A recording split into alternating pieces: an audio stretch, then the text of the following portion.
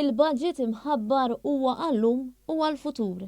Dan kien kliem il-Prim Ministru Robert Abela f'konferenza tal-aħbarijiet, mument wara li l-Ministru għall-Finanzi tem iħabbar il-miżuri tal-budget tas-sena d-dieħla li ser ikomplu jtejbu il-kwalità tal-ħajja tal-Maltin u tal-Awċin. Bid-deputati tal-Gvern u persuni ġejjin minn kull qasam tal-ħajja warah, il-Prim Ministru qal li dak li tħabbar fil-Parlament it-tnejn fil-għaxija jindirizza l-isfidi ta' bħalissa.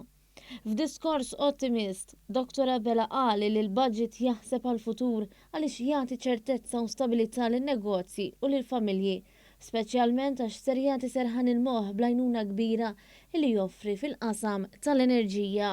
Għaliex iċ-ċertezza u l-istabilità li qed nagħtu illum se tħalli lill-familji u lin-negozji tagħna jippjanaw il-ġejjieni tagħhom b'serħan il-moħħ.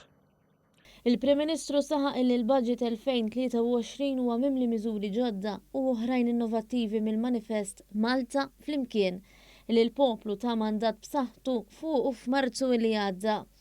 Robert Abela rimarka li dan huwa l-ewwel budget minn 5 biex jitwettaq il-pjani li l-Gvern għandu għal pajjiżna.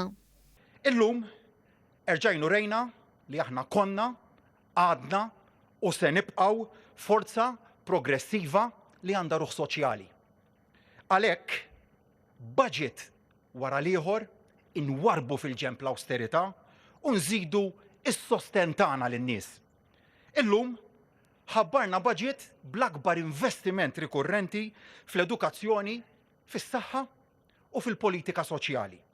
Fid-diskors li anke foka fuq il-ġejjieni tal-Maltin u l-Awċin, Dr. Abela saħaq kif il-budget tas-sena li ġejja għandu l-akbar programm ta' nefqa kapitali fl-istorja illi tqarreb il-biljun euro.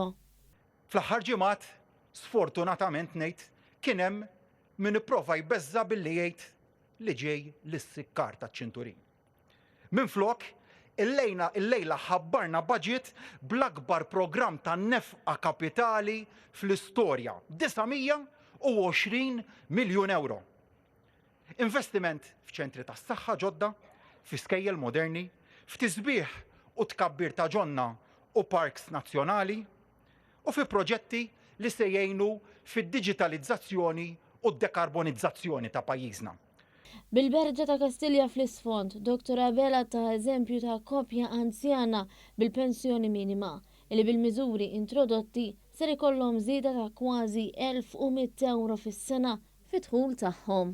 Huwa semma diversi miżuri li se jiġu sostnuti f'kuntest ta' tkabbir ekonomiku li pajjiżna mistenni esperjenza frott il-fiduċja minn barra u anke mid-domanda domestika. Dan differenza għal dak li qed jesperjenzaw pajjiżi oħra. Hemm pajjiżi Ewropej bħalna, stati membri tal-Unjoni Ewropea li bħalissa qegħdin jiddiskutu jekk għandhomx biżżejjed enerġija biex jgħaddu x-xitwa jew jekk ikollhomx jitfu is-switch u jaqtaw il-provvista. Aħna hawnhekk qed nagħtu garanzija ta' stabbilità kemm għal dak li huwa prezz kif ukoll għal dik li hija provvista. Dik hija d-differenza ta' min iħaddan il-politika tal-awsterità għal min iħaddan politika progressiva ekonomika ta' investiment. Il-Prim Ministru qal li quddiem riformi u l-akbar investiment ambjentali fl-istorja, il-Gvern għandu prioritajiet ċari b'enfasi fuq il-ġustizzja soċjali u kwalità ta' ħajja aħjar.